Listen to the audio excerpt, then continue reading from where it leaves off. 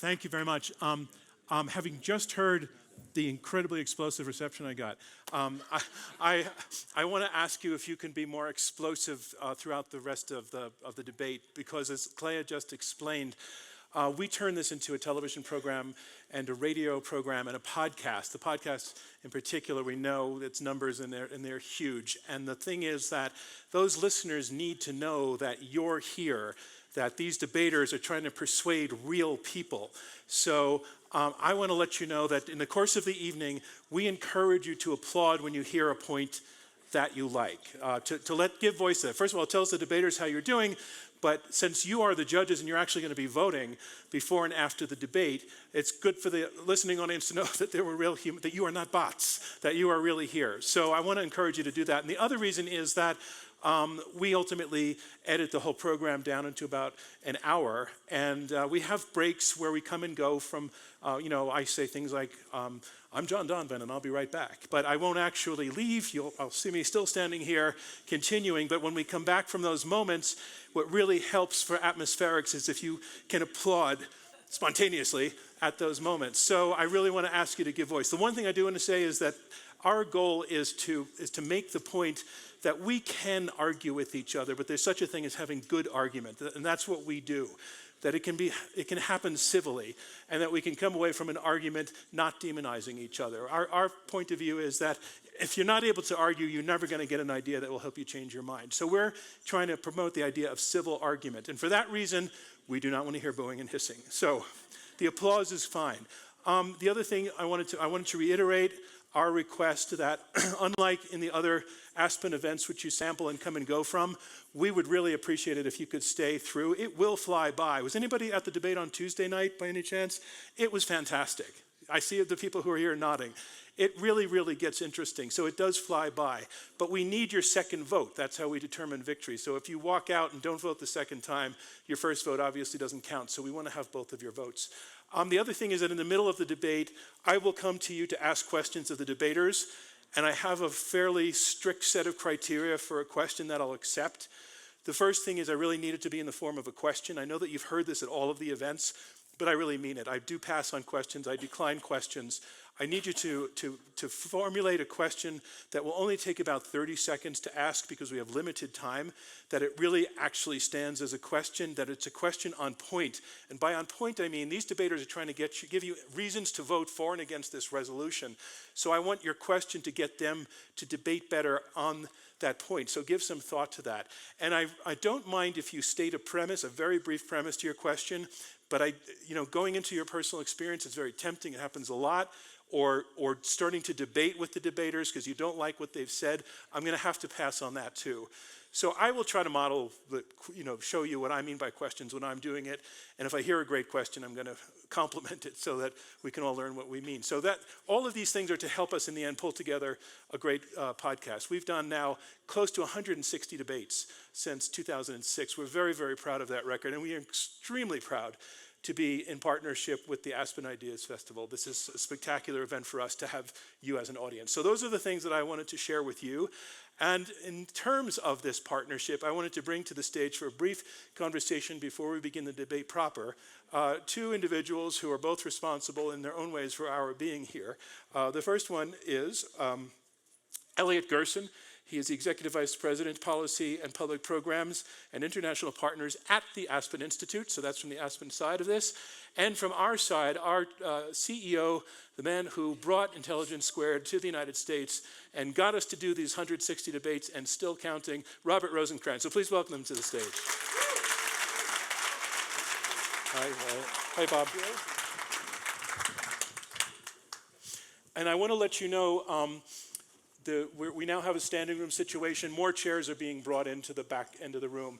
And for people who have not voted, because you've just arrived, I'll let you know one more time. I believe the voting instructions are in your information sheet. Somebody will tell me in my ear. If not, I'll explain it again. The back page of the program will tell you how to vote. We're going to keep the voting open for a few more minutes. Elliot, it is a pleasure to be here. As I said, debating. That's the thing we do.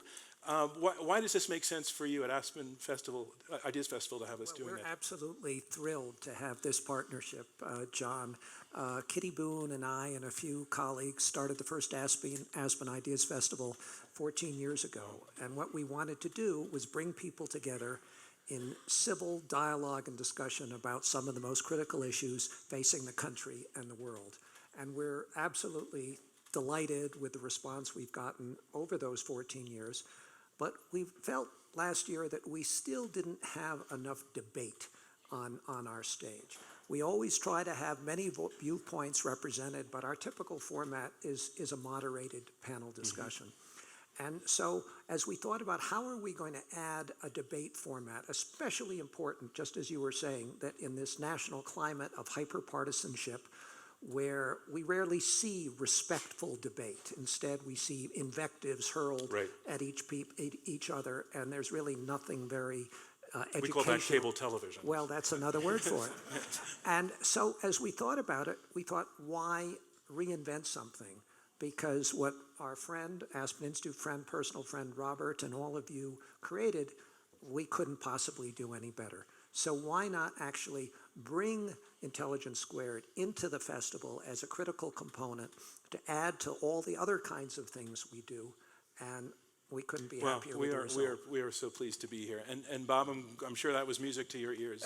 Absolutely. I mean, we've done a couple of debates in prior years as part of the Aspen Strategy Group, and we love being in Aspen. We think this is a phenomenal community, and to be part of Ideas Festival, and for all the reasons that Elliot said, is just really, really special and wonderful for us. And people who follow us attend our debates in New York City, which is our home, although we do go all over the country. They know that we start each debate, we have a little conversation that touches on a little bit on the substance, the idea of why we're doing it and what we can listen for. It's interesting, we have a lot of economists on the stage tonight, and you're an economist. This question of globalization, what are you going to be listening for? Well, I am an economist by training and made my living as an economist with the Rand Corporation for a couple of years, a long, long time ago. And it is totally in my DNA to believe that that globalization, the free movement of goods, the free movement of capital, the free movement of people improves overall welfare. And I, frankly, would not consider that a reasonable subject of debate.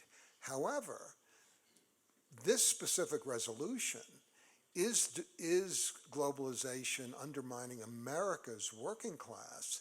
That strikes me as a very real question.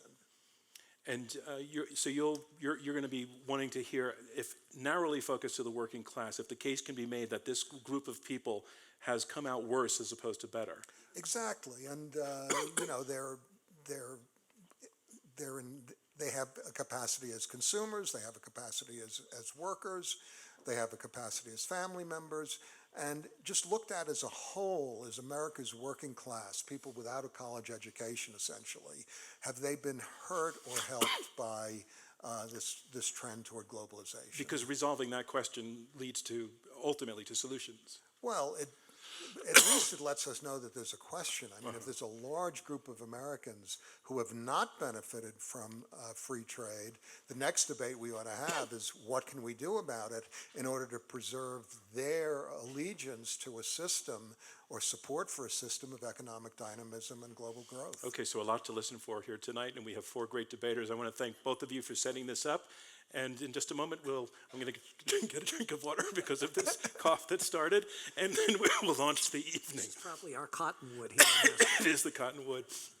I'm sorry, it's going to be like this for the rest of the night. All right, thank you, gentlemen, very much. It's a pleasure. Thanks, John. Let's have some explosive applause. Thank you. There we go. Thank you. So I don't know if you were being sarcastic, but that level of applause is what we're looking for. So if we can keep it up, I just want to get a sip of water. So the part of the podcast, the part of the program that we will turn into the podcast and radio show begins in just a moment. I'm going to welcome the debaters to the stage. This is just to make them feel good, the way in which you welcome them to the stage. So I want to ask you to give them explosive applause to bring them on. Please, ladies and gentlemen, first welcome Jared Bernstein.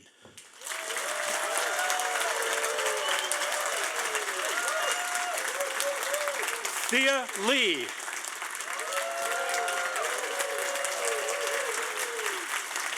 Jason Furman.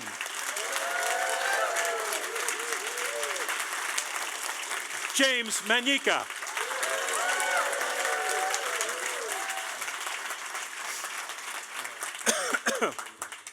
Okay.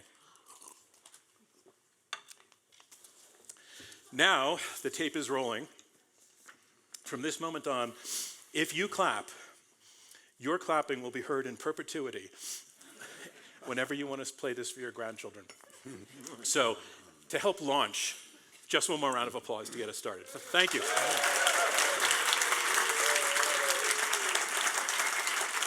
America's working class has been cheated. That is an assertion that has been getting a lot of currency lately. Our last presidential election went deep on that claim, in both parties, by the way. And the culprit most often blamed for that, it's that monstrous 5-syllable word, globalization, the philosophy and the practice of free trade, which has been great for companies and for shareholders, but has had a devastating impact, it is argued, on the American working woman and man. Well, economists do agree that in the past 4 decades, the American working class, which we're defining tonight as people who lack a 4-year college degree, they have seen flat wages and a steady disappearance of good jobs. But is globalization a main reason that that's happening to those workers? And for those workers, is globalization entirely bad? When you get down to it, what does the evidence say? Well, we think this has the makings of a debate, so let's have it. Yes or no to this statement, globalization has undermined America's working class. I'm John Donvan, and I stand between 2 teams of 2 experts in this topic who will argue for and against this resolution. Globalization has undermined America's working class. As always, our debate will go in 3 rounds, and then our live audience here at the St. Regis Hotel in Aspen, Colorado, where we are appearing in partnership with the Aspen Ideas Festival, will choose the winner. And as always, if all goes well, civil discourse will also win. Our resolution, once again, globalization has undermined America's working class. We have 1 team arguing for the motion. Please welcome them.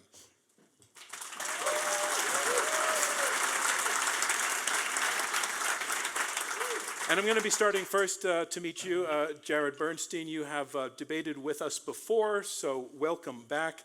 You're a senior fellow at the Center on Budget and Policy Priorities. You were Vice President Joe Biden's chief economist.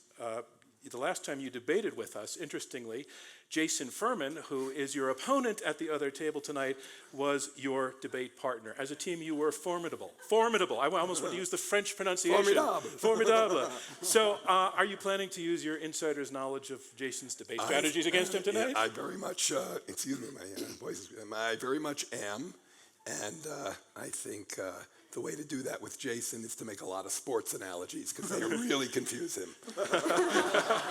All right, thank you. And I see you brought a tie to Aspen. You wore a tie to Aspen. Well, I think the guy with the tie is the guy you want to listen to, but I'll let you decide that. All right, thanks very much, Jared Bernstein. And can you tell us who your partner is? This is my partner, is someone I've known for 25 years. She's a dear friend of mine, and I consider her my mentor in this topic, Thea Lee. Ladies and gentlemen, Thea Lee. Thea, welcome to Intelligence Squared. You're president of the Economic Policy Institute. You've spent 2 decades as an economist for the AFL-CIO, which is America's largest federation of unions. It represents some 12.5 million working women and men. You've spent 25 years working on trade policy. So what got you interested in trade? Well, when I came to Washington in the early 90s, I got drawn into the NAFTA debate, the North American Free Trade Agreement. And I realized pretty early on that this was not some kind of a dry textbook discussion about tariffs, but it was a transnational battle over democracy, good jobs, workers' rights, and regulation. And so I was hooked. Because a lot's at stake. A lot is at stake. Okay, thanks very much, Thea Lee. Once again, the team arguing for the motion. And that motion, again, globalization has undermined America's working class. We have 2 debaters arguing against it. First, Jason Furman. Welcome back to Intelligence Squared, Jason. You're a professor of the practice of economic policy at the Harvard Kennedy School. You're a senior fellow at the Peterson Institute for International Economics. You were chairman of the Council of Economic Advisors under President Obama. Tonight, as we said, you're going to be debating your former colleague, Jared Bernstein, on the impact of globalization. So is this the first time you two have debated the globalization issue with each other? You know, Jared and I agree on, I'd say, about 95% of economic issues. And my goal tonight is to bring it to 100%. Thanks very much, Jason. And can you tell us who your partner is? Is someone I've only known for a few years, and every single thing he's ever told me, I have believed. James Manyika. Ladies and gentlemen, James Manyika. James, welcome. First timer at Intelligence Squared. You're a senior partner at McKinsey & Company. You're the chairman of their economics research arm, the McKinsey Global Institute. Your first time debating with us, but not your first debate. You debated at Oxford, the big time. That's for real. I did. And there you studied robotics and mathematics and computers. Earlier in your career, you were a visiting scientist at NASA. So how do you go from, it's very eclectic, from robotics and space to thinking about trade policy and American workers? Well, I think for me, it's the intersection of technology and the economy. I've always been fascinated by the kinds of technologies that drive innovation and growth, but also affects what real people in the real world actually do. So when you put that together with the economy, these issues around trade and work and workforce become very, very important. So those are the issues that motivate. What a great perspective to bring here. And once again, thank you. And thank you again to the team arguing against the motion.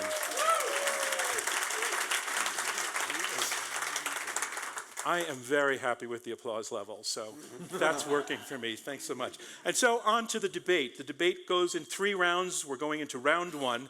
Round 1 is comprised of opening statements by each debater in turn.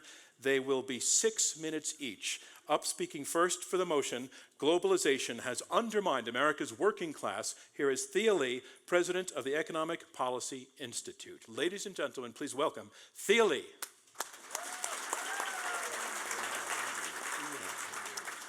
Good evening, everybody, and thanks so much to Intelligence Squared and the Aspen Ideas Festival for inviting me to participate tonight in this important conversation.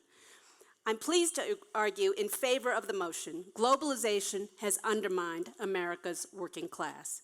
Over the last several decades, the U.S. government, under both Republican and Democratic administrations, embarked on a very particular form of global economic integration, embodied in the trade agreements like the North American Free Trade Agreement, the World Trade Organization, and the Trans-Pacific Partnership. The set of rules embodied in these agreements have undermined the bargaining power, the wages, and the democratic voice of America's workers. They've encouraged and rewarded outsourcing over exports. They've shifted the balance of bargaining power toward wealthy and already powerful multinational corporations and away from working people. This form of globalization has contributed substantially to the well-documented growth in inequality and the stagnation of real wages for American workers. My partner Jared will talk about that in more detail. This is very much in contrast to the glowing promises made on behalf of these trade agreements by the proponents.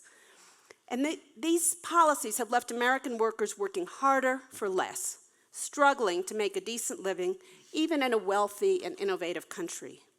I spent the last 25 years of my life in the trenches of the trade wars, representing American workers from the AFL-CIO at USTR and the State Department and the Labor Department. I testified in front of Congress, and I experienced firsthand the inordinate power and influence of corporate lobbyists, even in otherwise friendly Democratic administrations. I was always outnumbered and always outspent by the massive voice of corporations, leaving workers' voice not as well represented. I am an economist by training, and I know that for all of you who've taken Econ 101, you've learned that lesson really well, which is free trade is good for everybody all the time. And yet I think there is something a little bit dishonest and hypocritical about this argument, having lived in those trenches, having been on the trade negotiation discussions, and having seen the influence of corporations. And what that's about is a couple of things. First of all, even in the neoclassical trade model, it's true that there is a real distributional impact of trade. This is predicted by the neoclassical trade model, that in a wealthy, skill-intensive, capital-intensive country like the United States, it is predicted that working-class workers, those without a college degree, will actually have their wages undercut by trade liberalization. And yet the reason that economists make such a powerful argument in favor of free trade is they say, well, it is possible to tax the winners and compensate the losers so that everybody comes out ahead. But do we do that? No, we don't do it. We don't even think about doing it. Not only that, but we have doubled down in the other direction. But it's also true that the trade model is very narrow. The textbook trade model is one that assumes perfect competition, full employment, balanced trade, and it assumes away pesky problems like externalities, like capital mobility, the arbitrage against labor and regulation that happens when companies pit governments and workers against each other across national borders, and it assumes away the unfair trade practices by other countries. Well, let's break it down. How has globalization undermined the American working class? Well, the first thing really is about bargaining power. Think about bargaining power. And if you think about trade agreements that make it easier and more certain and more profitable for companies to move jobs overseas, they have gained their bargaining power relative to working people who aren't mobile. American workers can't outsource themselves. They need to make a living with a good American job on American soil, whereas their boss can pit them against workers in China or Bangladesh or Mexico and threaten to move the job overseas if they ask too hard for a raise or health care or a pension or a bathroom break or safety goggles or a union. So all those things, this is the lived reality for so many American workers. They understand the dynamics of power that globalization has exacerbated, the particular form of globalization.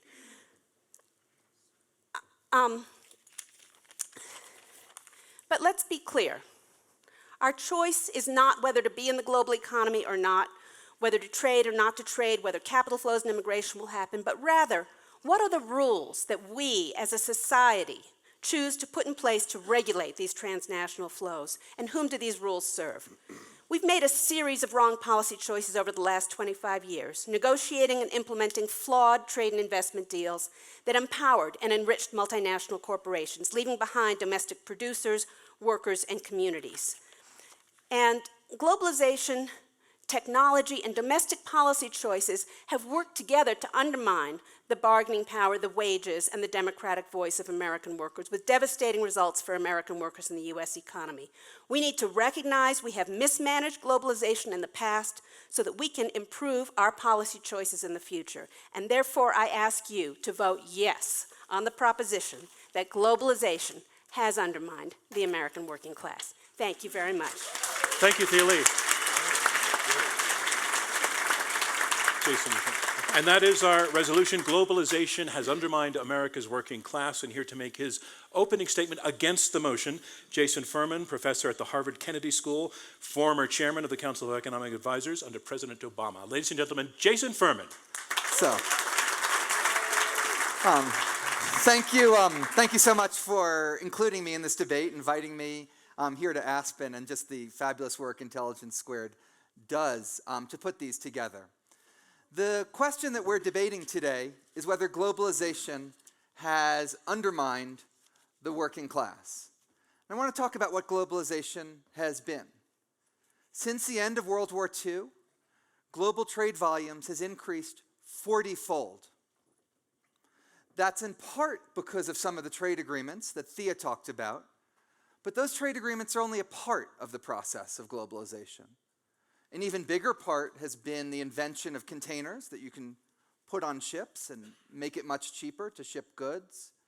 The invention of the internet, which allows more coordination across borders, the widening of the Panama Canal, and a whole bunch of other developments, as well as the fact that tariffs have come down 75% from what they were at the end of World War II, and we've pursued a number of deals that make that trade easier. Taken together, that's the process of globalization.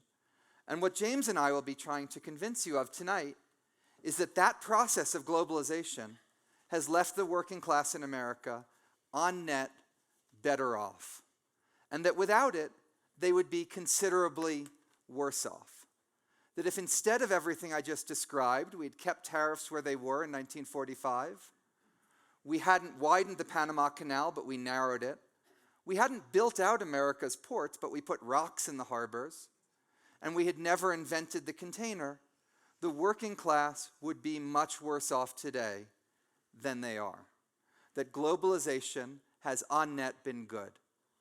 Not for everyone, not managed perfectly, many problems, many of them, most of them in fact, I would agree with Jared and Thea on and what we need to do to deal with them.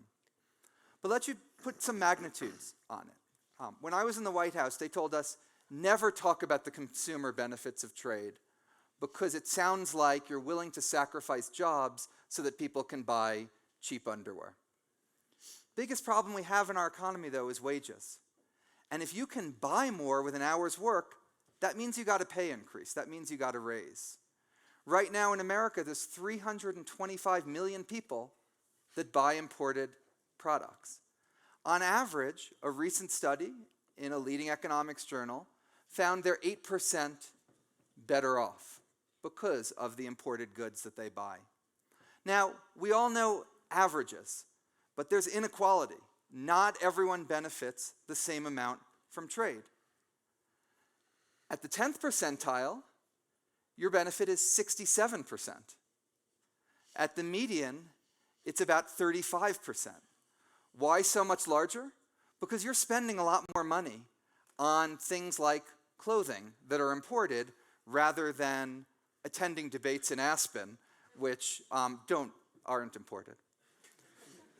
So there has been on the consumption side something that I would not sneer at, demean, or rush past, but enormously important to the purchasing power of 325 million Americans. Now let's talk about what it means for workers. There's 14 million Americans that work in export industries. On average, they get paid 18% more than other workers, controlling for their characteristics. We did research that just based on the increase in the export share over the last 2 decades, the typical working class worker is getting an extra $1,300 from that opportunity to work in industries that are higher paid, better jobs in general than the ones that we are losing. That's just exports. Of course, globalization is more than that.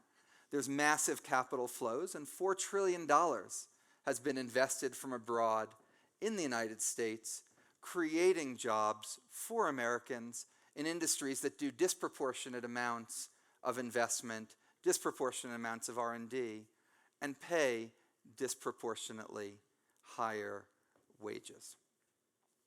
Those two sides, the consumer side, which affects every single American, and the producer side, which affects those who are working for it, have enormous benefits.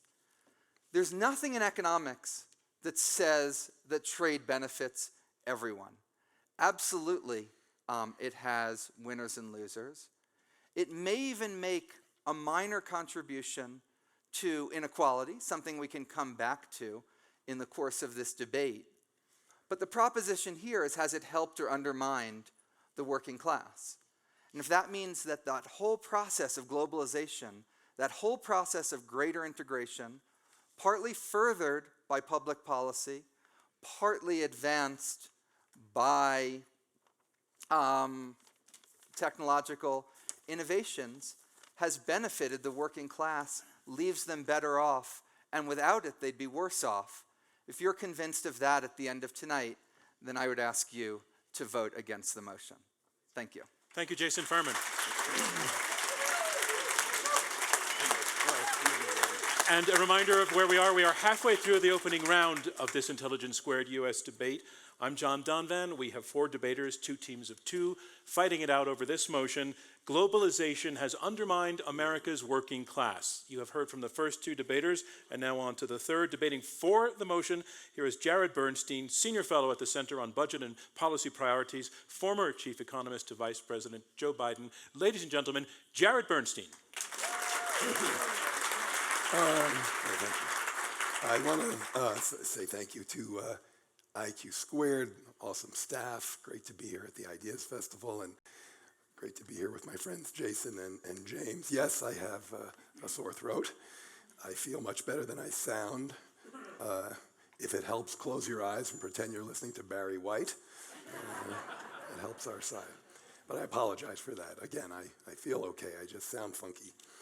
Thea and I are arguing for the motion that globalization has lastingly hurt millions of working class families. For the next few minutes, I'll take you through the theory and the evidence in support of the motion. Expanded trade has thrown the working class into much more competition than they experienced before trade with lower wage countries took off. Now, economic theory, and I'm quoting the trade economist Danny Roderick here, predicts, quote, that low-skilled workers are unambiguously worse off as a result of trade liberalization. So directly contradicting some of the points that Jason just made. This notion that production workers in richer countries lose out, so we're the richer countries, that working class workers in countries like ours lose out when trade expands with poorer countries, is not a special case of a particular model. Roderick says, and I'm quoting again, this is standard economic fare, familiar to all trade economists, even if not voiced too loudly in the public. Well, Thea and I are here to voice it loudly today, or at least as loudly as I can given my throat. But theory only tells you where to look. It doesn't tell you what's actually happening. First, our openness to trade has basically tripled over the last 4 decades as the stagnation has set in. But prior to the period of expanded trade, working class compensation doubled along with productivity growth. Since then, since the period of expanded trade, working class compensation has grown only 12%, while productivity is up 74%. So 74% on productivity, 12% over 45 years, real. Now I say inflation adjusted, and that's a very important point, because again, Jason was talking about the price effects, the advantageous price effects. They're built in to this real compensation calculation. It takes account of those gains. Had working class compensation kept up with productivity over the period of expanded trade, it would have been $15 per hour higher. And that translates into $30,000 a year more for working class workers. Let's take a good proxy for, I think, the working class, blue-collar manufacturing workers, okay? In the period before trade expanded, their paycheck grew 3% per year consistently from the late 40s to the mid-70s. Since then, it has grown 0%, again, over 45 years. In fact, the real wage of a blue-collar manufacturing worker was about $22 in today's dollars in 1973. Again, all inflation adjusted, so price effects from trade are embedded in these calculations. Last month, it was $1 lower. It was $21 per hour, and that's 45 years later. Now, you might be thinking, all of these are completely different groups of workers, and of course, they are, but that just further bolsters our argument. These workers are more experienced, they're more highly educated, they're more productive, and yet they earn less. Their living standards have been undermined. Next, there's the evidence of the China shock. Careful analysis finds that the sharp increase in imbalanced trade with China in the 2000s explains about 40% of the job losses in factory jobs in those years. That's about 1 million jobs in manufacturing, highly geographically concentrated, by the way, which is important given the way electoral politics has played out in this space. Spillovers from the China shock to other sectors led to the loss of another 1 million jobs. Now, Thea and I are not arguing that trade is the sole factor responsible for all these trends. You already heard a little bit about automation and technology, but teasing apart these factors is much harder than economists make it sound. Consider that advances in shipping technology have significantly lowered container ship loading by about 90%, and that the internet has just fueled the cross-border financial flows, as Jason was just saying. We agree with that. But it is obvious to us that technology facilitates globalization, which brings us right back to this institutional context within which both technology and globalization are taking place. And we're left with two opposing propositions. One, expanded trade puts large groups of American workers into global competition, which hurts their living standards. And two, even with those losses, increased trade is in the aggregate pro-growth, as our opposition has stated. And the contention that holds them together, that ties those two ideas together, is that the benefits of increased trade are such that the winners can compensate the losers and still come out ahead. But just because the winners can compensate the losers doesn't mean that they're going to do so.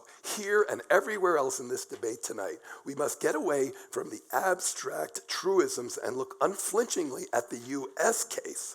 In our economy, not only do those who benefit the most from trade fail to compensate the losers, they use their winnings in the context of our pay-to-play politics to buy the politicians and the policies that will further protect them and enhance their winnings. They don't help the losers of trade, they hurt them. And in that sense, they undermine the middle class, and I ask you to support the motion. Thank you. Thank you, Jared Bernstein. And that motion again, globalization has undermined America's working class. Here to make his opening statement against the motion, James Manyika. He is chairman and director of the McKinsey Global Institute. Ladies and gentlemen, James Manyika. Thank you. Good evening. Delighted to be here and joined by colleagues to argue this topic. I think it's important to get very specific about what's actually going on. Let's start with a couple stories. So if you and your 9 friends worked in apparel manufacturing in 2000, a decade later, only 3 of you have jobs. You lost them. In fact, if you take another example, if you worked in a textile mill, again, you and your 9 friends, in 2000, today only 3 of you have a job. And it is the case that those jobs have gone overseas. In fact, if you actually look at particular communities, and we try to look at these things in a very micro-localized way, if you are living, for example, in Webster County in Mississippi, where apparel manufacturing was the dominant economic activity in that county, something like 1/3 of the jobs disappeared overseas. So it is the case that, in fact, these have been very deep impacts in these local communities. So if the question is, have any American working class members been impacted by globalization, the answer is clearly yes, because these are real people, it has actually happened. But I don't think that's the debate we're asking. But if it's also the question is, have we done enough to assist those workers transition, get skills, and deal with the difficulty of that impact, we have not done enough. So I don't think that's the debate, and I don't think my colleague and I would dispute any of that. But if on the other hand, the question is whether working class Americans everywhere have fared well or not over the last 2-3 decades. Again, the answer is they haven't. And I think some of the statistics that Jared pointed out are true. The working class in America has not done very well. Wage income inequality, wage stagnation, rising costs of living, all of that is absolutely true. But I think it's important to come back to what's actually on the table in the proposition we're debating. And the question is whether, in fact, has globalization been the key reason why the working class Americans have suffered? That's the proposition, not whether American working class members are not doing well. So on that question, that's where Jason and I have a different point of view, and I actually think globalization has actually benefited the working class. Now, Jason has made a lot of the arguments that we would make, so I won't repeat them, although I'm sure we'll get into them. But I think it's also important to think about, if we are talking about the working class across America, who are they? So I think a few things are very important. If you look at the people who are typically thought of as a working class, there's about 75 million of them out of roughly the 125 million workers who are in the non-farm sector in the economy. So it's about 60% of people working in the economy. It's a big part. If you look at where they work, most of them work, so the majority of them don't work in these directly traded sector. In fact, by various estimates, the proportion of the working class Americans who work in these traded sectors that face globalization is about 20%. The rest are working in other places. They're working in retail. They're working in a whole bunch of other places. So we need to be very clear about what proportion of Americans in the working class are directly facing the impacts of globalization. Jason's already pointed out, and I think it's important to remember that, in fact, if you look at the working class, they're also consumers. These are families who are trying to earn a living and so forth. And we know that, in fact, a big portion of what they spend money on is purchasing products, goods, and services, many of which are traded products, goods, and services, whether they themselves work in the traded sector or not, it doesn't matter, but they're purchasing these products and services. So I think it's important to recognize who they are as we think about the impacts of globalization. And quite often we end up conflating what's happened with the working class Americans generally with what's happened to, in particular, the manufacturing or traded sectors specifically. So I think that's an important thing we should keep in mind. But I want to make another point in my opening remarks, which is, I think if we are asking the question, what's happened to the working class Americans, it's important we actually think about who are the real culprits. Are we scapegoating globalization or not? So I won't repeat the statistics that Jared pointed out about income stagnation and all that. They're all true. The American working class hasn't fared very well. But let's look at who the culprits are. So I'm going to look at two places. Let's take manufacturing, which is often the epicenter of a lot of these points that are made. If you look at manufacturing itself specifically, and you look at the job losses we've had, most careful studies, when they try to attribute what proportion of the jobs we've lost in manufacturing have been lost to offshoring or jobs being sent away, the estimates typically range between about 13 and about, the highest I've seen is 33%. Our own work suggests it's 20%. Some other careful work that has been quoted by Jared, by David Otter and others, has a number that's in the 20-something%. No one is saying it was 90%. We can debate in that small range. So it's important to keep that in mind. So if that wasn't, if offshoring and globalization wasn't the reason, what are the other reasons? One of them is technology and automation. A lot of routinized tasks have actually started to get automated. I studied robotics and I do a lot of that work, and you can see it. In fact, the question I would ask often is, pick any factory that's been built in the last 5 years anywhere in the world, and go look to see how many people work there. It doesn't matter where it is, not very many. So what we're doing in terms of automating how factories and manufacturing plants work has had a big impact on this. So anyway, and then if you also ask the question in manufacturing, so what about the rest of it? So some of this is competition. There are lots of countries that have trade surpluses in manufacturing sectors, whether it's Germany and others. If you actually look at what's happened, so take automotive sector, for example. James Manika, I'm sorry, your time is up, but thank you very much. Thank Legend you. of James Manika. We'll continue. And what I always say when that happens, and it happens in almost every debate we do, I That's say perfectly continue fine. your thoughts in the next upcoming round. Sure. There's no great disgrace in that. So that concludes round one of this Intelligence Squared US debate. Now we move on to round two, and in round two, the debaters address one another directly, and they take questions from me and then from you, our live audience here in Aspen. The team arguing for the motion, Thea Lee and Jared Bernstein, they are making it very clear that they are not against free trade, but they say it is dishonest to say that free trade is good for all of the time, that the working class is working harder for less, and yes, globalization is to blame, that it has thrown them into a much more intense competition than they've ever experienced before, that it has led to a loss of their bargaining power, a loss of voice, a loss of wages. They came in with a lot of statistics. One that stands out I is... also am experiencing a loss of voice. Yes, and I'm close behind. They use the statistics. They point to one group of blue-collar workers whose real wage in 1973 was $22. Now it's $21. They say that on the whole, trade in the aggregate, the whole nation might be doing well, but the winners in that game, if they have the chance to compensate the losers, they don't seem to be doing so.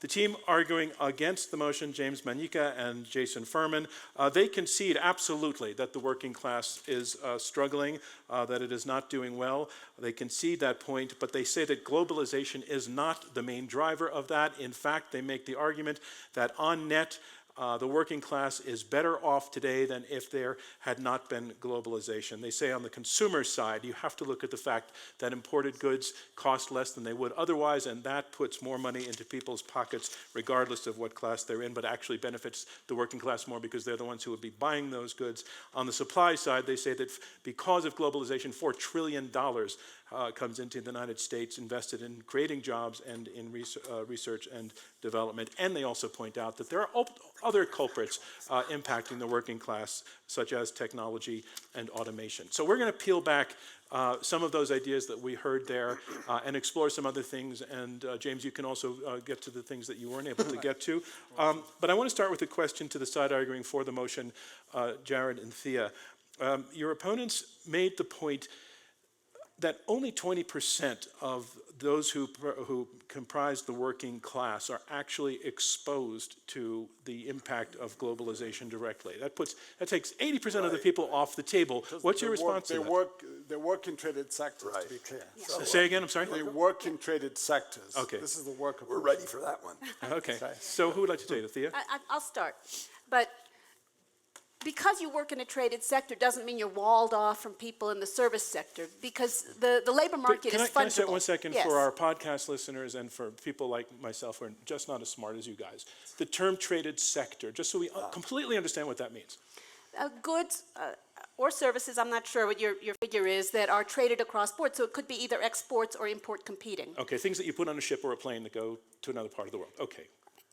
But so the traded sector may only be 20%, but all those workers who are seeing their wages bid down and eroded in the traded sector, they're going to go off if they lose their jobs. Let's say a steel worker laid off because his company moved overseas, is going to go and compete for a job at Walmart and is going to put downward pressure on the wages in Walmart. And the other thing that's also important in terms of spillover effect, that this is one labor market, but also as you decimate a community, because let's say the factory closes and people are laid off and they don't have money to pay taxes anymore, so that is also going to undermine the public sector. So we're really connected to each other in this economy. Okay, James, what about that response, that there's not a wall between those two groups of people, that the impacts bleed across those lines?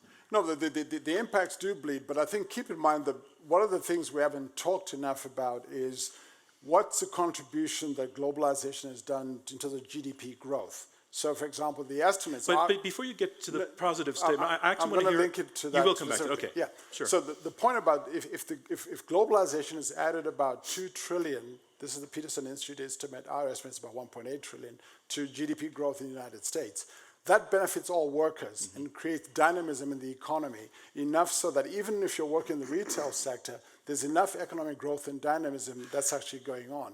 And it also, keeping in mind the fact that when trade happens, money flows here too. So, for example, foreign direct investment that comes here is supporting somewhere about 12 million workers, for example, are working in places like South Carolina and others. So I think it is connected, but to look at just one piece of it, which is workers leaving traded sectors going to other places, that's just one part of it. It doesn't look at the nets. Jared Bernstein. Yeah, well, Thea and I both underscore and agree that trade can be pro-growth.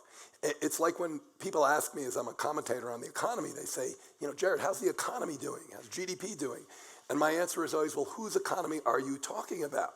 Because we have a very serious distributional problem in this country. So you can't just hold out GDP growth in a debate about whether the working class is undermined by trade when I've just recited a set of statistics showing that, in fact, their hourly wage has been zero in terms of growth for 40 years. And this gets to one of my main objections to the other side's argument, which is, trade enables people to buy a lot of cheap stuff. No question, that's true. But that's reflected in the real calculations of the wage story and the income story that we're telling. So maybe if trade doubled its amount of cheap stuff that people could buy, their real incomes would grow, but their real incomes have not grown. They've been flat or they've fallen. Jason Furman, yeah. I'd love to take on the topic of inequality. I think there is way too much inequality in this country. If you look at the top 1%, it gets about, the top 1% today gets about 20% of the income. One thing Jared's been doing is he's been referring to the period 1973 to the present. It's really important to unpack that period. From 1973 to 1990, there was very little growth of trade with developing countries. The growth of trade over that period was with countries just as rich as the United States, and we were selling things like cars back and forth to each other, the same type of stuff. Since 2000, trade with developing countries has exploded, particularly trade with China. Now let's go back to that top 1% share. It doubled before China entered the WTO from about 9% to about 20%. Since then, it's risen by 1 percentage point. If you look at it after taxes and transfers, its share of the top 1% has fallen by 1%. Economists who study inequality widely know that the fastest period of increasing inequality was in the 1980s, when we weren't trading very much with Mexico. We were Jason, trading barely at all. Let me break in with for a China. second, because there was a piece of what Jared said that I was hoping you were going to respond to. And he's telling this audience and you and everyone here that your claim that if you can buy a lot of cheap stuff, you're better off, that he says that idea is blown up by the fact that that's accounted for in real wages. And I want to know that he just blow up your argument. No, first of all, two things. Two things here. One, I think correctly measured, real wages are higher. The idea that people are worse off materially than they were in the early 1970s, I think, is absurd if you look at the set of material goods that people have today compared to then. But second of all, even if they were, that doesn't prove it was trade. That's what I was just getting at, John, that the period of expanded trade with developing countries is not the same as the period of very rapidly rising inequality. And in some sense, that calls into question Jared's causal link between trade and the statement about the working class. Thea, do you want to Okay, the hourly wage numbers are as I recited them. That's not controversial, and James. You can use CPI. James research acknowledged services. that. The reason why middle-income families have higher incomes now, in many cases, is not because they have more wage growth than I've said. I've just given you the statistics. It's because they're working a lot more hours. They've compensated for stagnant wages with more hours of work. Now, that's not necessarily a bad thing. A lot of that comes from more women in the workforce, which is a very positive advance. But the wage stagnation is a real factor that's at the heart of our case for undermining the middle class. Now, the 1980s was a period of large, big negative trade deficits that put our manufacturers in competition with workers in other countries who weren't necessarily from developing countries. I agree with Jason's point there. But we were on the losing side of that competition, as is demonstrated by the trade imbalances of that period. Okay, let's let James jump in on that. come in, because, again, this is part of the issue we're having. We keep conflating the stagnant wage story with globalization. Let's look at some of the other factors that are driving the pressure on wages affecting American families. We know that, for example, the labor share of GDP has been falling across advanced economies, including the United States. And lots of careful studies that have been done, including a recent one by the IMF that's looked at what's been driving the declining share of wage income in the national income. And it concludes that half of that is probably technology. The portion of that that's only attributable to trade is at best a quarter. So that's one factor. Then you've got the other factor that's going on, which is the fact that productivity. So for a very long time, we used to count on the fact that whenever we had productivity growth, you'd have wage growth. That has not been as true recently as it's been historically. So wages aren't quite going up as much as productivity does. Well, So let me we take- have to look at all these factors. I want to take that point to Thea. To respond to your opponent's argument that I'm hearing, it's other things. Other things are causing this. Very clear on technology that I think anybody can understand, automation, et cetera. What about the response that it's not just globalization? Well, it isn't just globalization, but the question isn't whether globalization is the only factor that has undermined the American working class. It is whether globalization has undermined the American working class. And what Jared and I would argue is that there are a lot of factors, as you say, and we would agree with that, a lot of factors that happen at the same time, the technological innovation, the attacks on unions, the regressive changes in the tax code, the failure of American business to invest in infrastructure and in skills. But a lot of those things, what I would argue is you can't separate them.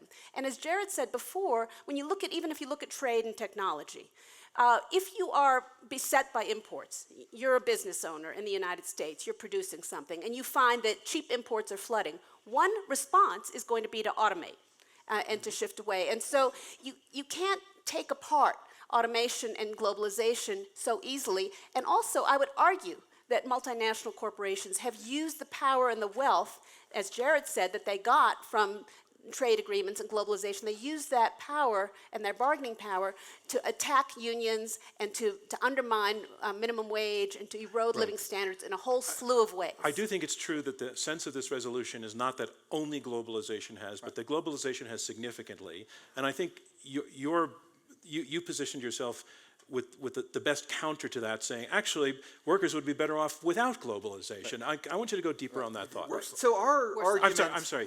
I- But I want to do it so that the I edit got can it. clean it up so that I never said that. So your argument is that workers today would be worse off without globalization. Right. Globalization brings benefits. Globalization brings costs. I talked about some of those benefits. When James and I talk about it being small, we're not saying it's a small cost. We're saying some of the costs that people identify are relatively small. To give a sense of how you could measure that, the Bureau of Labor Statistics used to do a survey every year of how many mass layoffs companies conducted. And they went and figured out the reasons why companies conducted those layoffs. They found that 3% of them were because of trade, because they'd moved jobs overseas, because they had closed because of trade. Now, if that was the only thing that trade did, and trade was 3% of the mass layoff problem and there was nothing else to trade, then we would join the other side. But our point is that when you're talking about the downsides, that's on the downside. That's one way of quantifying it. To do that upside downside again, there is the study by David Autor et al. That Jared cited, excellent economists, 2.4 million manufacturing jobs lost to China from 1999 to 2011. The way they did that study was they looked at local areas and figured out which areas got more imports. And the ones that got more imports lost jobs. Another economist, the head of the National Bureau of Economic Research trade programs, organizations Thea used to be on the board of, used that exact same thing, but he looked at local areas that increased exports and asked what happened to jobs there. And then he added up the two, and you came out 700,000 jobs ahead. That's labor demand. Other stuff is going on in monetary policy because of trade. So absolutely, 2.4 million jobs lost to imports to China.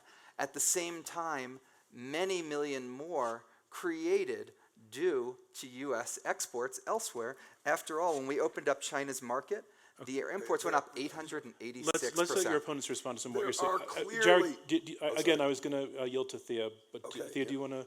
Go ahead. There are He's got the voice problem. There are clearly, sorry, there are clearly benefits to global trade. There are clearly benefits to global trade for everybody who takes their wallet out and goes shopping in whatever class you're in.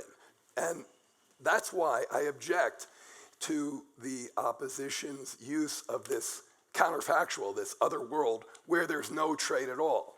It's like somehow the idea is that either trade is undermining the working class, or if there were no trade, everybody would be worse off. That's not our point.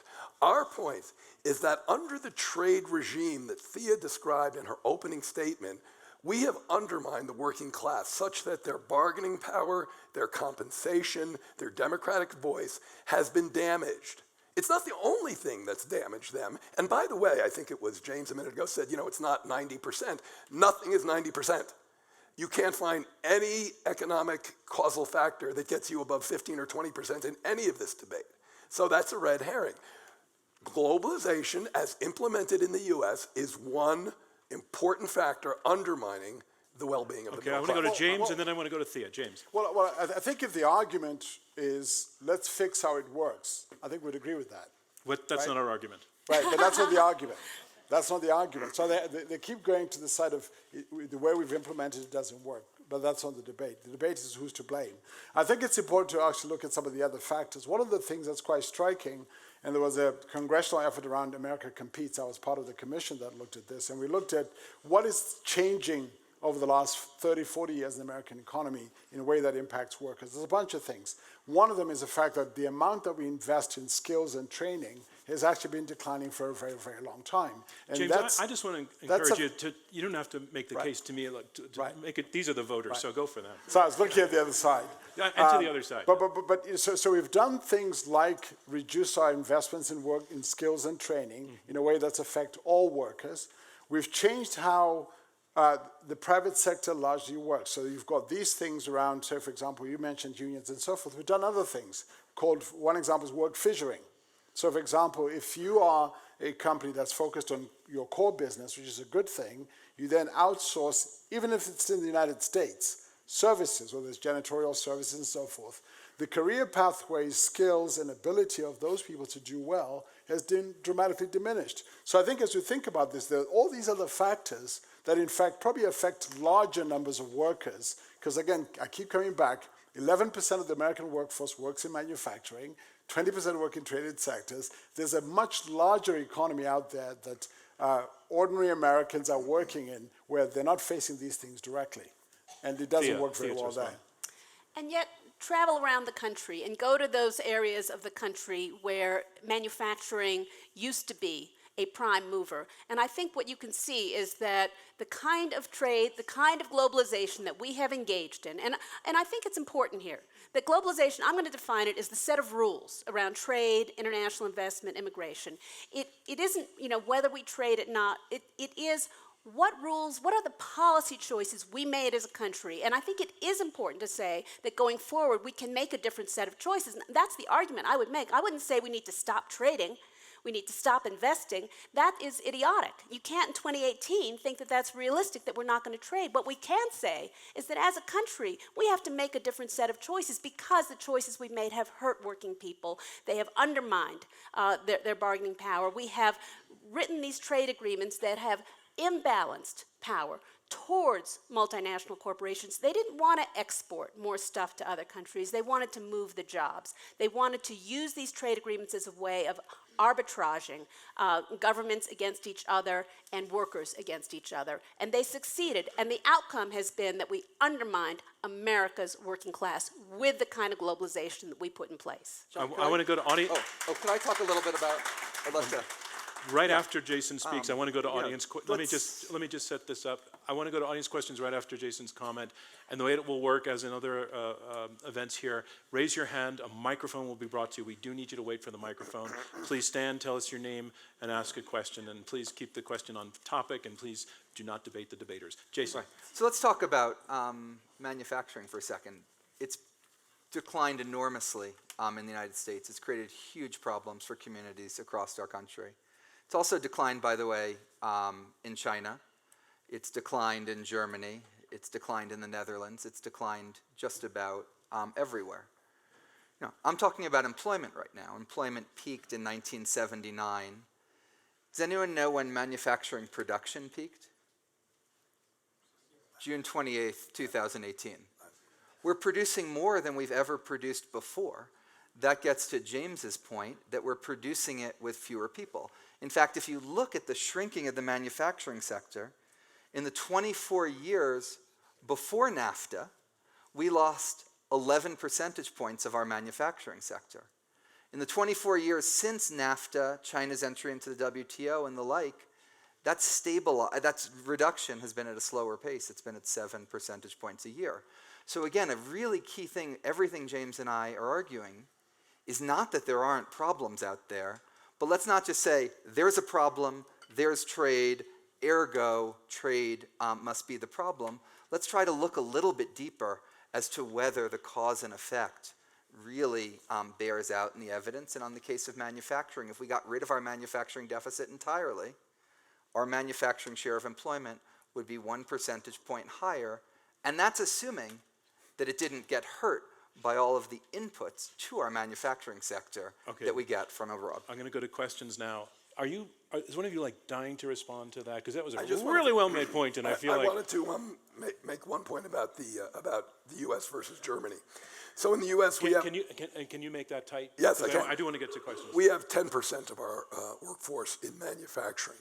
In Germany, they have 20%. If we had another 10% of our workforce in manufacturing, that'd be 15 million more manufacturing jobs. So I don't think those comparisons should leave that difference out. Sir, second row and right in front of me. I'm not sure where the mic is coming from. It's coming all the way from the back. And again, if you could tell us your name when you get the mic, thanks.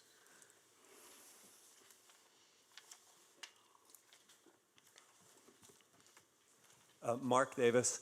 I'd like you to focus a little bit on the non-economic factors embedded in the word undermined, such as the opioid crisis, the alienation felt by American workers that had a major impact on the last election, the sense of alienation from the political system, a loss of sense of power, et cetera. And I'd actually like to also bring into that framework Thea's opening remark that globalization has led to a loss of bargaining power and just power in general for the workers. I think that that's also can be reasonably rolled up into this question. And it's clear that this question, I think, was addressed to the side arguing that globalization is not a net negative, but a net positive. I guess I'd Jason say Furman. Jared said, there's no problem, there's no factor that explains 15% of a problem. Our argument is that this is minus 15% of the problem. And in fact, I think it's by placing too much weight on globalization, we've made these other problems worse. Because if you think our problem is, well, our trade deficit is caused by China, it's not caused by China, it's caused by mistakes that we make here in the United States. And if you get distracted and think that steel tariffs are a way to help American manufacturing as opposed to investing in training, investing in American industry, I think a lot of the protectionist debate has distracted us from the real problems, the real solutions, and made these issues worse. Can I come back to you with that question? I think I heard in that question whether you can draw a nearly straight line between globalization policy and, for example, the opioid crisis. Can you be that specific? let me- James, yeah, let me- let James sorry. take that, and I'll come to this side. Yeah. James, you want to? No. I was going to say, I think that there's a tremendous sense of alienation and people feeling that, in fact, the economy doesn't work for them, that, in fact, the future prospects don't look very good, and that where they live is, in fact, there's very little optimism. But I think a lot of that goes to the broader issues we're talking about around what is it that's happened to incomes, the ability to have a living, at least an ability to live, an ability to send your kids to school. And a lot of that has its roots in this income stagnation that we're talking about. And the big drivers for that, let's not forget, a big part of the income stagnation, we had just had a massive recession and a financial crisis, which explains a lot of it. Then we've got these other structural things like labor share of income that are starting to change the way the economy works. And then we've also got one of the things about automation, by the way, which I spend a lot of time on. If you look at the occupations that are growing versus ones that are declining, many of the ones that are growing look a lot like care work. And a lot of them don't have great wage structures. So if you look at just this income question, some of it is coming from the occupational skill shifts that are occurring that's creating this sense of anxiety and so forth. And there's part of it has also been a bit of a gendered problem because, in fact, many of the occupations that have declined have mostly been very male-dominated. And so you've got these societies of people who are no longer earning the kinds of incomes that they had. So we have to look at these wider issues, and to simply point it at globalization, just because it happened around the same time, Okay. I think is missing I want to the let point. Thea respond. I just want to say one thing that's really important to us at Intelligence Squared because we're turning this into, as I said, a radio and TV show. A couple of people in the last few minutes got up and left. I am sure that they just went to get a drink and water and aren't coming back. And it's absolutely your right to leave. I looked up the rules. You are allowed to walk out. But we really appreciate those of you who are staying with us through the end, and we're coming down to the home stretch because we need your second vote. So if you can hang in, we'd appreciate it. Thea, the floor is yours. I think your question is really important about the non-economic ways in which globalization has undermined American workers. And if you think about things like dignity and voice and power. And you think about, put yourself in the shoes of an American worker who's been making a product, who's making an excellent product, who is incredibly productive, who is hardworking, and yet his company is going to move his job overseas or her job overseas because there are workers somewhere else who don't have basic human rights. They don't have the right to unionize. They maybe aren't protected by their government, or maybe even that the company is going to dump the toxic waste straight into the river. And because the rules that we put in place in globalization aren't doing a good job of protecting us from that kind of undermining and arbitrage, then that is an unfair reason to lose your job. So we think about the level playing field. The other thing, I think Jason mentioned about, the steel tariffs, about whether other countries are playing by the rules. When other countries like China undermine the rules, break the rules, the international trade rules, by subsidizing exports, by otherwise intervening in the market in a way that is unfair, there's no way an American company can survive with American workers. And so our goal is to think about what kind of rules could we have put in place for globalization that would have helped American workers have that sense of agency and of dignity, and that their work was valued. And the other thing that I would say in terms of power and alienation is that a lot of American workers feel betrayed by politicians from both the Democratic and the Republican Party. Politicians who campaigned saying, oh, yeah, I care about your job. And then when they got into office, but is that they extraneous bought. to the motion? Because you're not arguing that the politicians are undermining the working class. Our resolution is that, no, I'm not saying that cynically. We need to stay on. I want you to land No, it I'm to the saying argument. when the politicians put in place trade agreements that hurt American workers, that didn't protect their jobs, that didn't protect against unfair trade practices. But Jared. can I pick up one You, thing Jason, and then Jared, off yeah. of what Thea just said? She just said when China is breaking the rules. That's because there's actually a set of rules right now that govern things like surges, that govern things like dumping, that govern things like illegal subsidies. Yeah, but we don't and enforce them. And we can act. But we brought, don't. Thea, That's the we problem. brought. We can. We have We can, but we consistently don't. won in the WTO when we brought cases. We include rules on child labor in trade agreements, and you see big But we don't improvements in enforce child them? labor in the countries.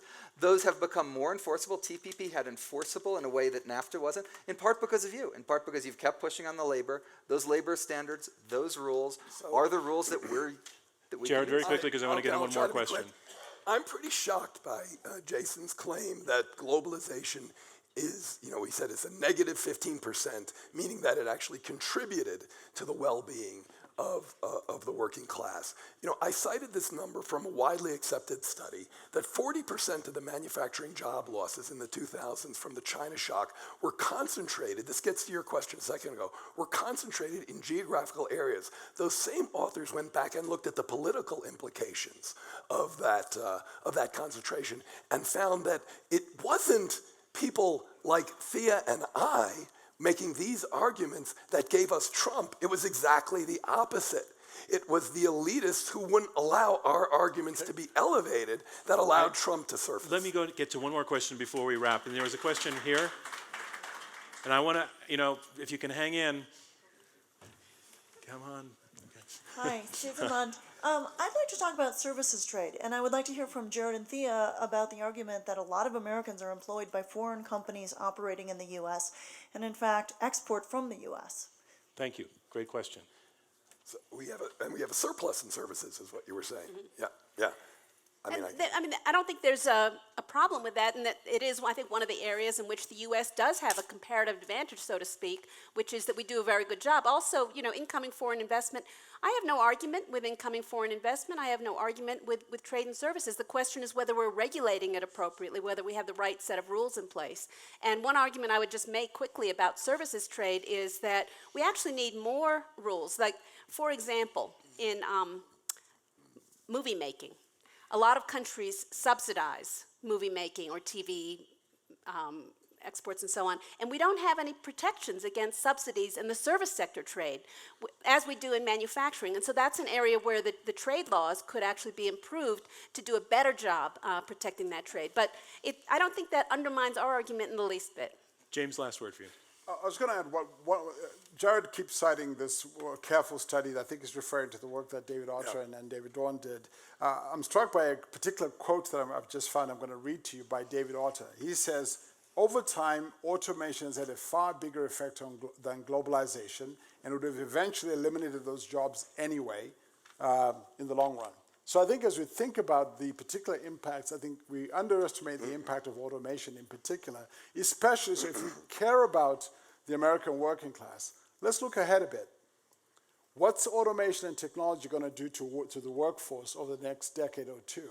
We're not debating that today. Yeah, no, but we're having but it's important because if we're going to fix things, if we care about the American working class, let's focus on the big problems and the big questions. The structure of how our corporations work, the structure of how we treat our workers, So and the way if in I- which technology is going to have an If I impact. can quickly, That's where we should spend time. so that's a good David Order quote. Let me quote myself. I said, teasing apart the factors is much harder than economists make it sound.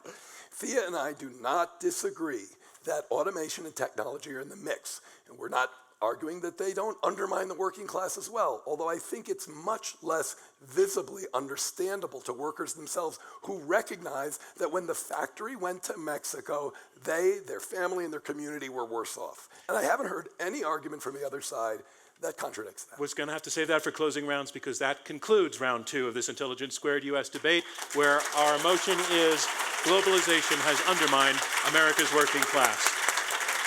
And now we move on to our closing round. It is very brief. It's closing statements by each debater in turn. Those statements will be 2 minutes each, and here to make her closing statement in support of the motion is Thea Lee. I'm sorry, I'm missing my card. You thought I Okay. had this all memorized. And you're Thea Lee. Thank you. Who knew? Well, thank you all for being here tonight, and thanks so much to my awesome partner, Jared, and to James and Jason for their eloquent arguments. In the 2016 election, Donald Trump surfaced a real issue that resonated with a lot of voters who had felt abandoned by the elite of both political parties and unheard. Jared and I and a broad coalition of environmental and consumer and social justice advocates have been pounding this issue for many decades, but not always breaking through the elite shell around this issue. And even though Donald Trump was an unlikely flag bearer for this issue, he's an outsourcing billionaire. He sounded angry and he sounded sincere. But in the end, President Trump's actual trade policy has been ham-handed, erratic, and inconsistently messaged. He has alienated key trading partners rather than coordinating an effective, coherent, long-term global strategy with them. His trade and immigration agenda is encased in a toxic sludge of racism and xenophobia. And his domestic policies demonstrate beyond a shadow of a doubt that he doesn't give a fig about American workers.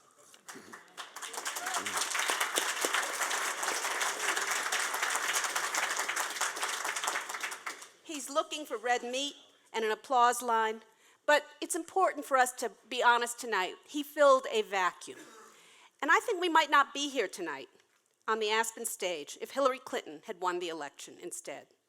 But this gives us an opportunity to recognize that our trade policy has utterly failed the American working class for many decades. We need to build an alternative vision and policy from the bottom up, true to our American principles and values. And we need domestic policies like full employment, stronger unions, labor protections, and investment in infrastructure and skills, and a tax code that will support that kind of investment. We can't get to that new policy until we're honest about the failure of the old one. So please, join me, vote yes. Globalization has failed the American working class. Thank you so much. Thank you, Thea Lee. Thea Lee, president of the Economic Policy Institute. Our resolution again, globalization has undermined America's working class. Here making his closing statement against the motion, Jason Furman, professor at the Harvard Kennedy School, former chairman of the Council of Economic Advisors under President Obama. The United States is not the only country that's experienced globalization. 50% of Denmark's economy is tradable, 40% of Sweden's, and they have very high levels of unionization, low levels of inequality, great supports for workers. What we've talked about in the course of this debate is the failure of American domestic economic policy, not the failure of trade. You can trade a lot and you're going to be better off. If we had had less globalization, we would have been even worse off, because what globalization gave us was those better jobs that outnumbered the number of jobs that were lost, according to the most careful research. They gave us those lower prices. They put power in the hands of the large majority who benefit rather than the small, connected set of lobbyists who use their power to get tariffs for their favorite industries. I agree that Donald Trump tapped into a lot of things in America. He tapped into it by blaming foreigners for our problems, by blaming immigrants for our crime here in America, by demonizing others when the problems are actually our own and our own economic policies. And I want to end by talking about one person that voted for Donald Trump, a guy named Mike Lang from a small town in Pennsylvania, Farrell, Pennsylvania, who works in the steel industry. And he believed that Donald Trump would bring back steel jobs. Then Donald Trump put tariffs on steel. What happened to Mike Lang? He's about to lose his job because his company is owned by a foreign steel company, one of those investors in the United States. They rely on semi-finished imported steel that then they roll up and sell to Caterpillar and Harley-Davidson. He's the consummate beneficiary of globalization, foreign investment, selling on to others who are in turn exporting. He now says he never would have voted for Trump if he had known that Trump was going to destroy his job in steel, not to mention all the jobs that reducing globalization is going to be destroying at Caterpillar, Harley-Davidson, and Jason the other Furman, I'm millions sorry, of workers who I'm depend on sorry your imports. time is up. Thank you very much, Jason Furman. The resolution again, globalization has undermined America's working class. Here making his closing statement in support of the motion, Jared Bernstein, Senior Fellow at the Center on Budget and Policy Priorities, former Chief Economist to Vice President Joe Biden. I've really enjoyed the debate tonight. I'm sorry again. And I think that the opposition, made some really good points. And a lot of what Jason just said resonated with me, except for the disconnect between what goes on in this country and what goes on in Denmark or Scandinavia. There's no question in my mind that we have the potential in this country for a globalization that is beneficial to the working class. But there's also no question in my mind that globalization, the way it's implemented in this country, has been extremely damaging for the working class. And if our opponents are arguing that the globalization has not undermined the middle class in Denmark, then I'm going to move over and sit with them because they're right about that. But we're talking about this country, and I've been having these arguments for decades, trying to elevate the damage that trade has done to the middle class. Now, it's not the only factor that's hurt the middle class, but it's certainly a highly visible one. When I talk about the manufacturing wage as stagnating for 40 years in real terms, building in the price effects from trade, I'm talking about a sector that is very much exposed to global competition. The idea, when I was in the White House, we used to have this argument all the time, and I was always, I'm very much reminded of, brought back to those days. I remember coming out of a meeting once with Vice President Biden when we were arguing for much of what you've heard tonight, and there was me and about 14 other people on the other side, and Biden hung his head when we got back to his office, and he said, "That's one of the things I hate about Washington." And I think what he was saying is that there's people in these debates who are in such denial about trade's downsides that they can't see what's under their nose, to the extent that they're willing to even recognize the negative trends. They talk about the inevitable costs of free trade and transition. Vote for us to support the motion so that we can end this denial about the downsides of globalization and work our way towards a trade policy that lifts our middle class, not hurts them. Thank you, Jared Bernstein. That resolution again, globalization has undermined America's working class. Here making his closing against the motion, James Manica, Chairman and Director of the McKinsey Global Institute. Well, thank you. This has been a wonderful discussion and debate. I think we've established a few things. I think we've established that both sides, we all care about what's happening with the American working class. And we're not happy with what's happened over the last 20, 30 years. I think we can all agree on that. I think we can also all agree that the motion was not about whether the way America has implemented NAFTA or a particular trade agreement is done right or not. That was not the motion. The motion is globalization, has it undermined the working class or not? It's been happening for a very long time, even before NAFTA.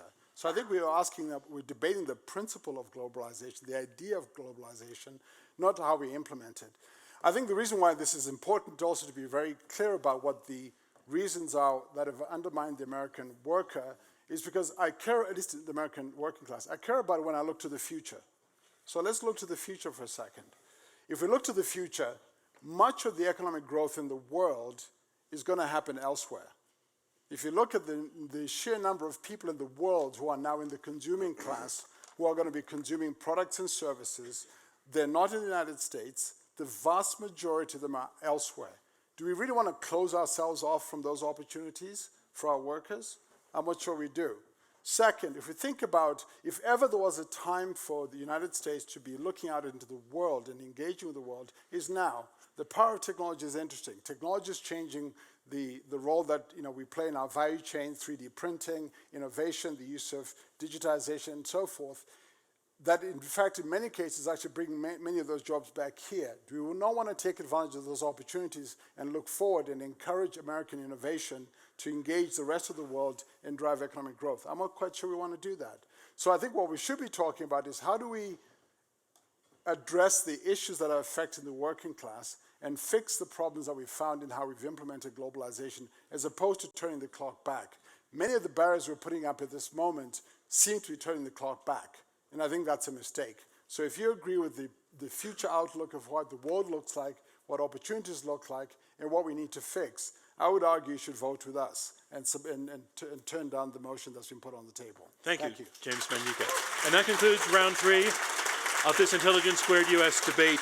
And now it's time to learn which side has been most persuasive for you. And it's an interesting thing. If you now know really clearly where you want to vote, that's a powerful thing. And also, if you're now more confused than ever, that's also a powerful thing to take seriously.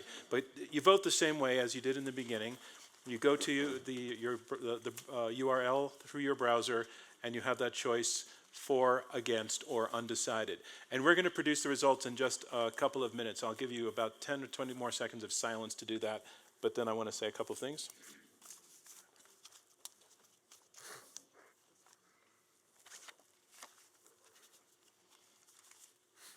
So thank you. The first thing I want to say is, as I said at the beginning, our goal is to raise the level of public discourse by putting on essentially a competition, a contest, in which that friction and energy gets you to actually listen to both sides. But guess what happens when that's happening? You're listening to both sides. But we also want to do it in a way that is civil and respectful and full of fact and full of data and full of logic.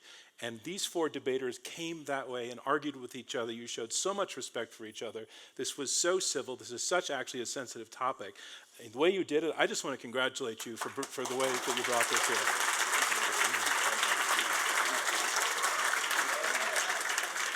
I also want to say something else, and we're saying this with heavy hearts. We're going to dedicate this debate to a longtime supporter of Intelligence Squared, our friend Richard Eldon. He was a friend of Intelligence Squared, and inside Intelligence Squared, he had friends. Richard loved journalism. He loved the media. He supported organizations that protect journalists out in the world. As a journalist, I value that enormously. So it is with great respect and honor and in sharing our thoughts with his family that we dedicate this debate to Richard Eldon. Thank you for that.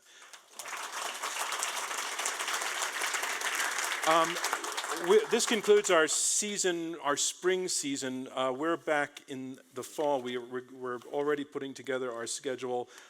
We know some of what we're going to be doing. We're going to be doing a debate on healthcare pricing at the Mayo Clinic's Transform Conference. We're also, this coming season, beginning in the fall, be looking at issues like identity politics, whether or not Silicon Valley has lost its soul. And on the lighter side, we're going to do a debate on the question of whether Donald Trump has been good for comedy or not. That answer already says, yeah, that response already answers it. if you're in New York, you can definitely sign up for our debates, but keep an eye on us as we travel around the country, as we might very well come to your community.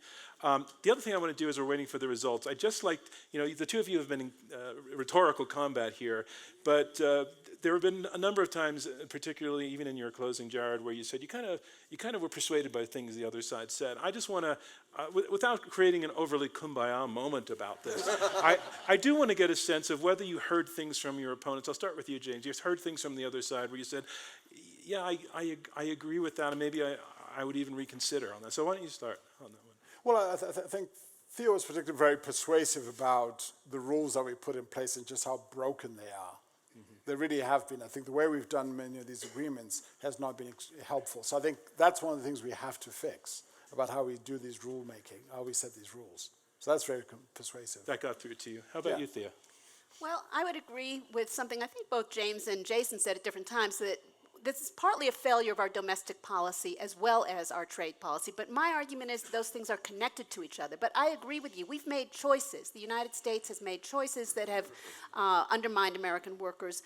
But some of those, I would argue, are really part of the same discussion around bad choices around globalization policy and bad choices that similarly undermine workers in domestic policy as well. So there really is more common ground here than meets the eye when you set up a dividing line. How about you, Jason? Everyone's been so nice, I don't want to be really rude and tell you the truth. I learned zero from Jared and Thea tonight. But I've learned an enormous amount from Jared and Thea over the last 15 years of talking to them, reading from them. And, one thing I learned, which we unfortunately didn't get into the weeds of at all tonight, is, I think our trade agreements, the way we negotiate them is a mixed bag. There are stronger intellectual property protections for pharmaceuticals, for example, that we included. I think it was the price of passage. I think it is a small issue compared to the trade agreements as a whole, but it's a minus. Just like I look at the Affordable Care Act, and there were things in that I didn't like that were there because of lobbyists, but overall, I support it. So I think some things like intellectual property protections, maybe investor-state dispute settlement, they haven't fully convinced me, but they've made me think about it.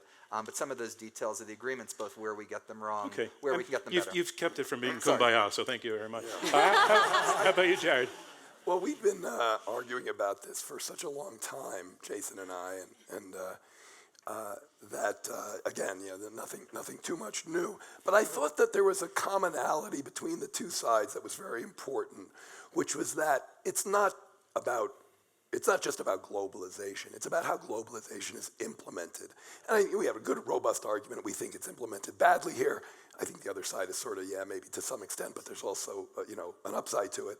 But the context within which technology, globalization, anything you want to think of takes place is so essential to economic outcomes. And I think both sides underscored that. All right. Well, I want to thank everybody for actually hanging in for this, because I know it's longer than the normal event here.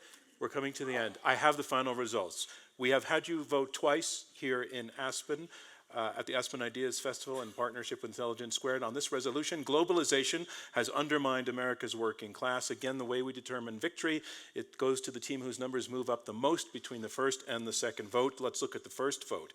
In the first vote on globalization has undermined America's working class, 36% agreed, 45% were against, 19% were undecided. Those are the first results. Let's look at the second vote. In the second vote, the team arguing for the motion, globalization has undermined America's working class. First vote, 36%. Second vote, 32%. They lost 4 percentage points. The team against the motion, their first vote was 45%. Their second vote, 61%. They pulled up 16 percentage points. Victory goes to the team arguing against the motion, globalization has undermined America's working class. Thank you from me, John Donovan, and Intelligence Squared US. We'll see you next time. Thank you, everybody, very, very much. It was a pleasure.